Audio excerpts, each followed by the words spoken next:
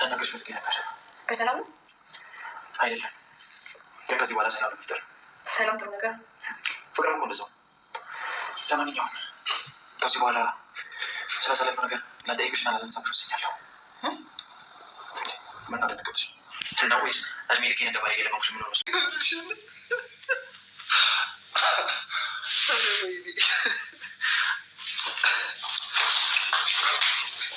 ይሄን ጃምሲ ቤት የቀጠርኩት ቀድሜ ነበር የምደርሰው።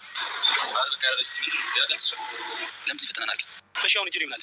እኔ ጋር መጥተሽ ምን ታጃለሽ? ሁሉም ነገር አለ። ሰሞኑን ይሆን ያፈላሷል። ማን አባቱ ማንቺ ላይ መጣ ይመከራል። ለመምከሩ ማን ይበቂኝ?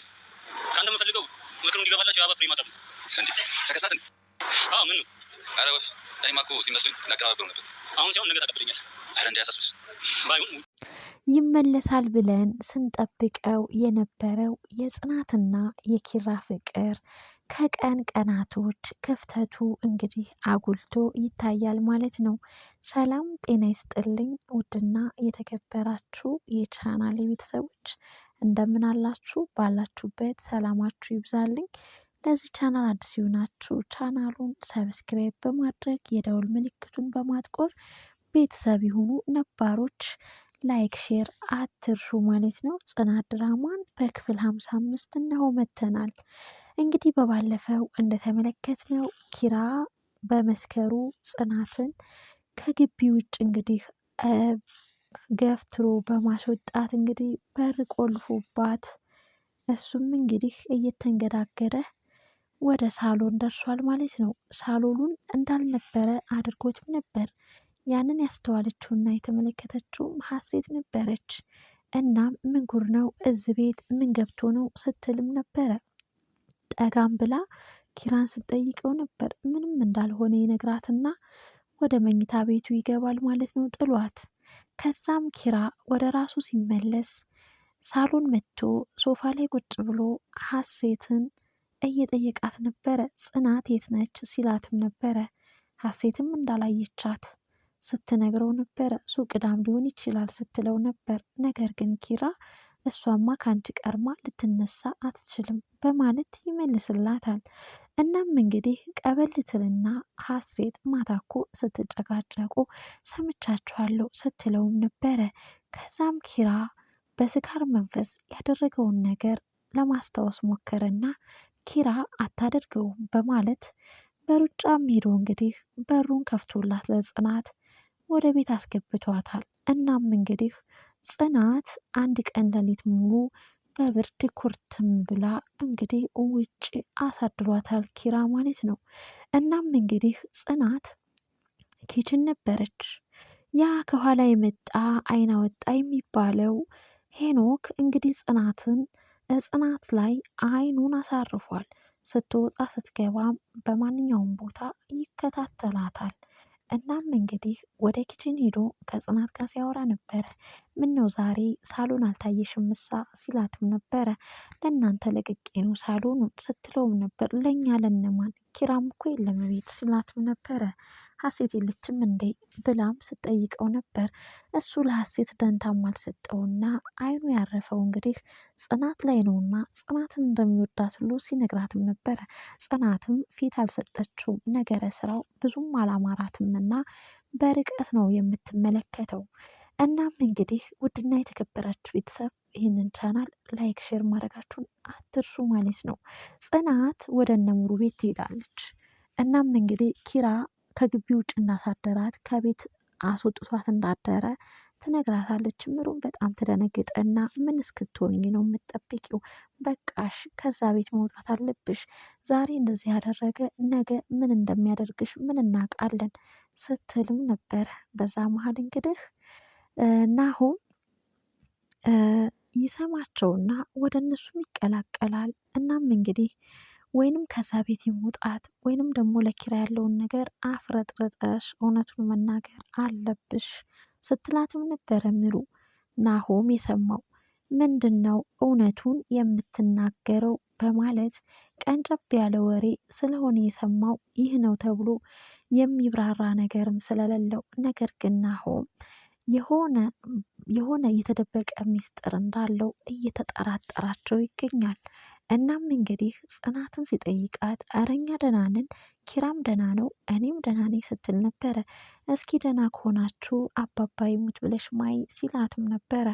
ልትምል አልቻለችም። ምሩ ቀደም ትልና ኪራና ጽናት ተጣልተው ጽናትን ውጭ ነው ያሳደራት በማለት ትናገራለች። እናም እንግዲህ ናሆም እሳት ይጎርስና ወደ እነ ኪራ ቤት ተንደርድሮ ነበር የመጣው። ከኋላ እንግዲህ ጽናትም ስትከተል ነበር፣ ምሩም ስትከተል ነበረ።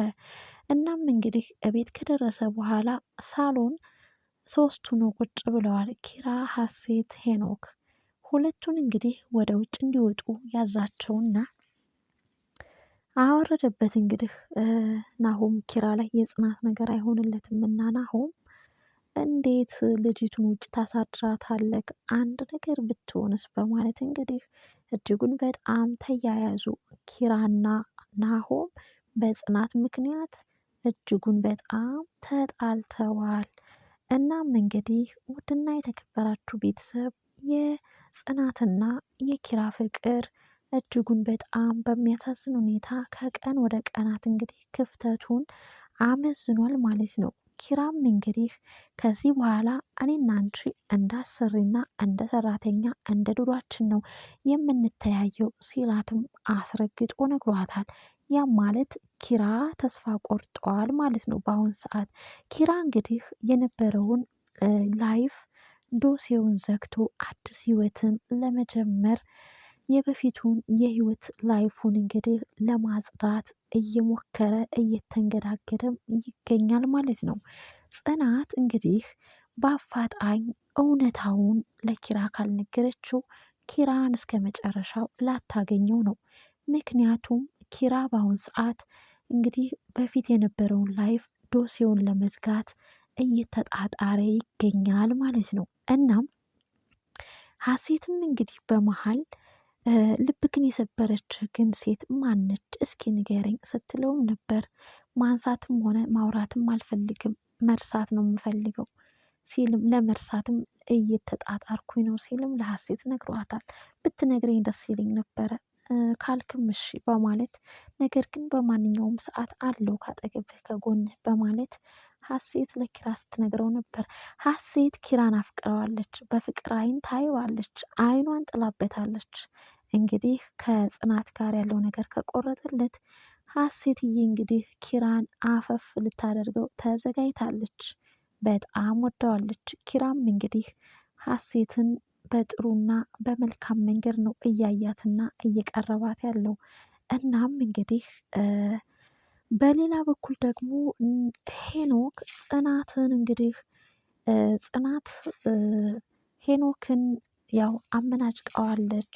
ሲቀጥልም ደግሞ ፊት አልሰጠችውም እና እንዴት በአንዲት ሰራተኛ ምክንያት እንደዚህ እደረጋለሁ በማለት ቂም ነገር ይዞባታል። እናም ጽናት ላይ ተንኮል ነገር እያሰበ እየጠነሰሰ ይገኛል።